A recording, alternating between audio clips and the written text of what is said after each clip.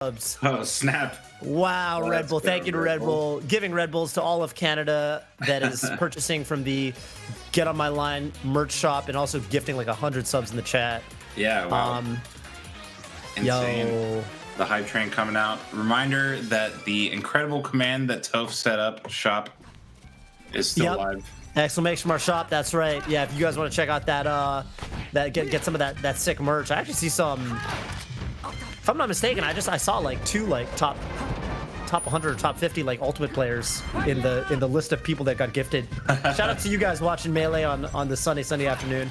Okay. Yeah, iBDW SFAT. Who do you think's the favorite here, man? I would say Cody in general, just because I feel like during quarantine, SFAT, ever the model of consistency has kind of been about where we expect him for the most part, right? Like he hasn't necessarily skyrocketed. He hasn't had terrible results, but he's been about where we would expect. Whereas iBDW seemingly has been still improving his results even while quarantine is going on. So because of that, I would definitely give him the slight edge, and also the fact that he's up a clean 4 stock to 2 at the moment. I feel like iBDW's been tweeting about his internet provider like basically 3 times a day. I hope he finally got that sorted out. Yeah. He did beat HBox today, so Man, that was maybe the set of the tournament so far too. That was crazy. Yeah. Ooh. Oh my God. Wow. Dropped like a rock. Yeah. Still Sometimes you hit the tech and you. Yeah. Sometimes you hit the tech and you don't even kind of realize you hit it. I don't know. Yeah. Not ready to hit it in that type of situation. God, the worst feeling is when you hit the tech with Marth and then you forget to do the back air and you're just gonna fall like an idiot. Yep. And then the opposite side, you do the back air, but you didn't get the jump. Oh, so yeah, that's you true. just fall and also die. Yeah. Sad times. Sad times. Okay. Yeah, this first game's looking really great for Cody right now. Oh, yeah, whoa, what was that edge cancel? Oh. That was sick. Yeah, the quickest double back air with the edge cancel, but SFAT trying to overextend a little bit there, trying to bring it back to 2 stocks apiece. Instead, he goes 3 stocks to 1 down.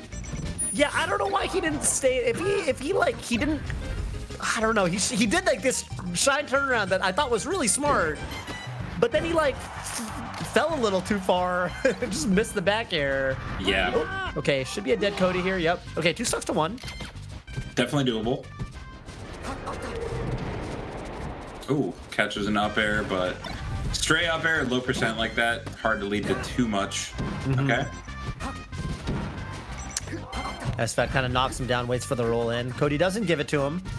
Yeah, gets that shine out of shield, which he kind of needed. The momentum was definitely swinging in SFAT's favor here, but ever since that shine out of shield, Cody's been able to bring it back. Yeah. Okay. Yeah, sealing it off. He's gonna close it up. Nicely done. 1-0 in iBDW's favor. Again, winner of this will move on to losers finals where they'll fight Ginger. And obviously both of these guys they got their eyes on the prize. They're both capable of winning this whole tournament, and they know that in the back of their head for sure. So they're both looking to go all the way with this. Yeah. I think that everyone that's still in the bracket can definitely do it. Wow. Yeah, SFAT None is a set that I don't think I've seen in a while, actually. It's been a while for sure. Can't remember the last time I saw that. And I wouldn't be surprised if SFAT won the last couple they played or something like that. But hard to say. FD game 2, so no bans here, and SFAT is one of the rare foxes that does like to take his opponent to FD. I feel like most fox players, even if they've practiced the chain grab for thousands of hours, they're still reluctant to go FD just because they don't really trust it, or it's kind of a crapshoot, right? Like if both players are doing the chain grab perfectly, then theoretically one grab can kill you at any time, and you can get grabbed whenever. Like even if you're playing well, you can get grabbed, and that could be your stock. So I think that's why a lot of foxes who are, even the foxes that are really good at the chain grab, opt to not go FD usually. But SFAT, not one of them. He'll definitely loves it. Make it happen.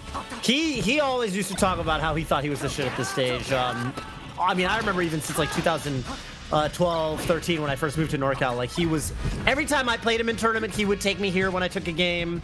He's always been a big FD counter picker in the Ditto. I mean, for years and years and years. So.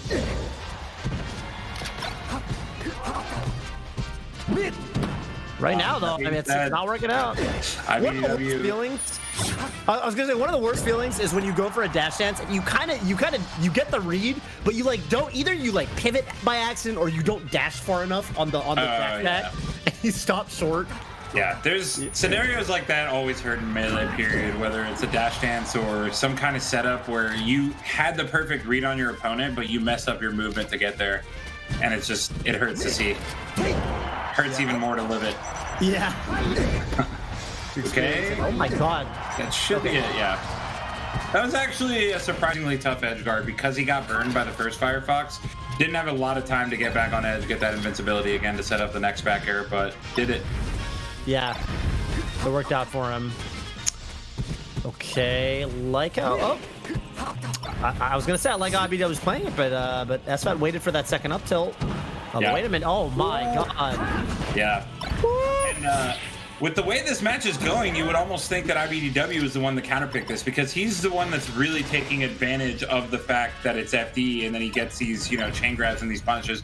SFAT has barely done any chain grabs the entire time so far. Even when he does get grabs toward the edge there, he opted to go for the forward throw. Finally getting one here. Ooh, there you go. Yep. Nice. Beautiful shine. Yeah, that one's really hard to time. Yeah. I just kind of was thinking, I bet you can kind of dodge that, right, by shortening. But I wonder if you could do it fast enough where you do shine and then wave dash back to the ledge to cover the short. And I just kind of had that idea. I'm going to test that later. Ooh.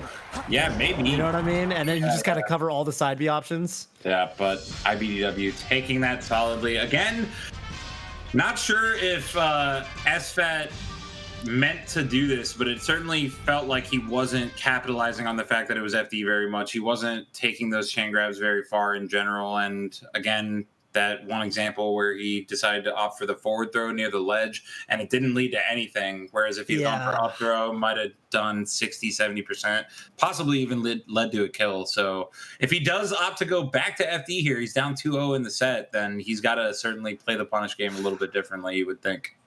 I super agree. I mean, I think with forward throw on that stage, it's like, look, even if you want to send them off stage, it's better to up throw them. And if they DI into the stage, well, cool. You keep the chain grab going. In an ideal world, you just kill them. If they DI off stage, well, you can always combo up throw into shine. And then they would go further than if you forward throw them. So it's literally a better outcome whether or not they go off stage. Like, you kind of put the ball in their court. Do they want to DI off stage or on stage? But the up throw into shine off stage is just outright better than forward throw. You just get more distance. They go lower. Yeah. It makes sense on a platform stage because if you up throw them near the ledge like that, then obviously they can escape via the platform. But on FD, then they don't really have anywhere to escape even if you up throw them. So you're either going to get more damage or you're going to push them off stage with the shine, like you said, and likely in a better spot. So to be fair, it might have just been a flub on SFAT's end. Maybe he meant to up throw and accidentally got the forward throw. But he's certainly, if he does decide to go back to FD, he's going to have to make sure he goes for those chain grabs a little more often. It definitely does happen, like the accidental forward throws or back throws. Oh yeah. Little known fact that I actually found this out relatively recently, maybe 2 years ago or so. If you can actually test this out, you can realize why this is the case yourself. Why people always seem to get these accidental forward throws and back throws. So it turns out that if you can imagine this is like well, here's my camera. You can imagine this is like the control stick range. So the window, the positions that the stick will register a up throw or a down throw are actually very narrow. So this is like the up throw window, and this is the down throw window, and then there's very wide slices on the side that are kind of forward throw and back throw. Now you would expect the way they would program it, you'd expect that each up throw, forward throw, down throw, and back throw would each get an equivalent sort of slice of the 360 degrees, right? And they'd each be kind of they'd get their own quadrant, right? But and for whatever reason, they decided that up throw and down throw are very, very narrow. And then forward throw and back throw are very easily to get. So if you hit the diagonal corners, you'll get forward throw and back throw every time, which is a weird decision Yeah, that is odd. Maybe But you can test it yourself. It's very strange. Yeah. maybe so that's specifically for throws, right? Maybe For they throws, thought yeah. maybe they thought that forward throw and back throw would be used more often, which is insane because clearly up throw and down throw are so much better on like 99% of the cast. You know, maybe, man. Remember that in Super Smash Bros. 64, there's only forward throw and back throw. There's no up throw and down throw. They added those to Melee. So maybe they're thinking, oh, these are like the little Easter egg throws. Yeah, You know, no one's going to use these. People come from 64, you know, we're forward throwing and back throwing all day. That's what people did in those games. So I don't know, yeah. But yeah, they're not equal 90-degree slices. It is odd, and you know, whatever. Yeah. Yeah. Well, that explains a lot as far as people accidentally getting back and forward throws because it does happen a lot. And it's annoying, especially if you play Falcon. It's like the worst feeling. Yeah, Falcon back throw. It's so bad. Oh, it's so bad. They're like actionable before he's done with the throw animation. Yeah, it's like, what is he doing? Why is he doing that weird motion? Yeah. All right, what's going on here? Looks like we're still waiting for. He said something about the players testing something. Okay. So. Ooh. Okay. A little spiking us. Maybe Cody hasn't worked out his ISP nonsense yet. Yeah. Yeah. Could be. But if Cody does close this out, we're looking at another 3-0 in this top 8, which has been almost nothing but 3-0s aside from HBox versus iBDW, which was a nail biter, game 5, last talk, last hit. Everything else 3-0. Yeah. And sometimes tournaments go like that. It's not even, it's funny too, because if you look at it, it doesn't even feel like some of those sets were that lopsided, but you know, just happened that one person clutched it out on more of the games. So, like I remember at the beginning of top 8, SFAT and 2 Saint didn't feel too one-sided, but SFAT did get the 3-0 there. Yep. So here we go. SFAT trying to stay alive in the bracket, and maybe that little frame delay change led to that. No. It looks like iBDW is the one streaming now too, because I just noticed now we are seeing the Panda Global iBDW Green Fox. Right. And I think before it looked like normal Green Fox, so I bet SFAT was the one that was sharing last time. Makes sense. We'll see if that changes anything. So far, it's definitely looking like it has changed it in SFAT's favor. Starting off much better game 3.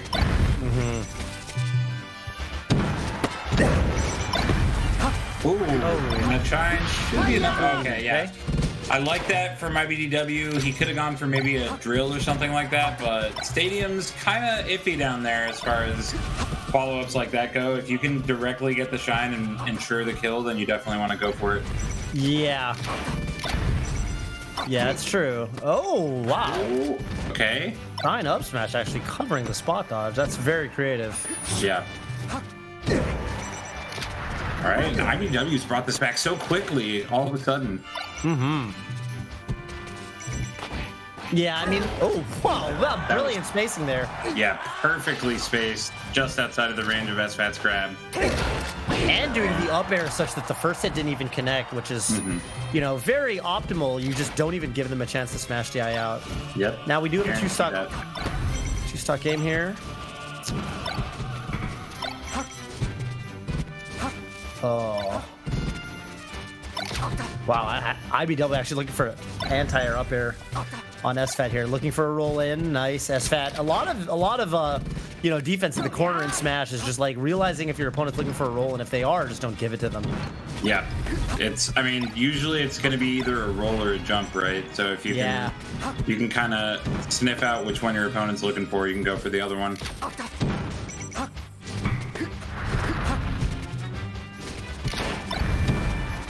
Okay. Oh. Running shine there. Oh, and he tries to go for that side B you mentioned earlier briefly, where you actually follow up their side B on the stage with the side B of your own, pops them up, and can lead to an up smash kill even. Yeah. But iBDW kind of getting caught up on the side of the stage there. Wow, and that's it. Oh my goodness, what a way to end. Why was SFAT double jumping? Let's see here. He looks like he was trying to, man.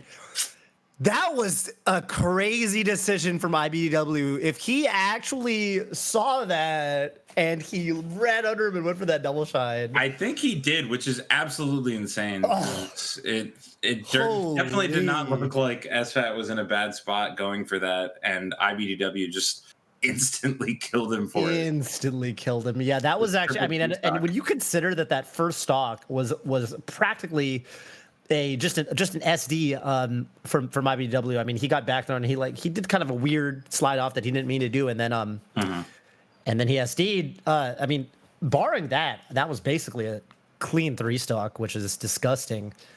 SFAT now out of the tournament, another 3-0, and iBDW is going to move on to top 3 of this tournament. Yeah, his only set loss of the tournament so far coming against Bobby Big Balls, who is a Falco, but obviously Ginger, a very different style of Falco, and chances are iBDW probably feeling more warmed up than when he played Bobby earlier today. But let's take a look at the Red Bull replays of that set. Definitely want to see that last stock especially. Yeah, just perfectly spaced Armada Shine. This first game was just all iBDW to start. Got that tech. And then, yeah, this was a poor decision on SFAT's end. Yeah. Yeah, FD, great forward tilt. I really have a soft spot for when side Bs get edge guarded with forward tilt. Ooh, another good forward tilt. Yeah. I just think it's a very elegant move. It's definitely a little bit harder to time than like the up tilt, which is the usual go-to option there. Agreed. F tilt always reminds me of PPMD. Craigasm. Oh my god. Okay. Good yes.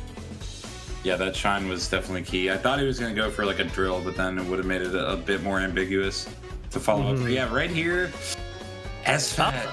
Wow. Yeah, that was definitely intentional on iBDW's end. SFAT, it looked like he wanted to come down maybe with an aerial of some kind and maybe just flubbed his input or something, because he was leaving himself very open there after that double jump toward the edge. That is the weakness of doing that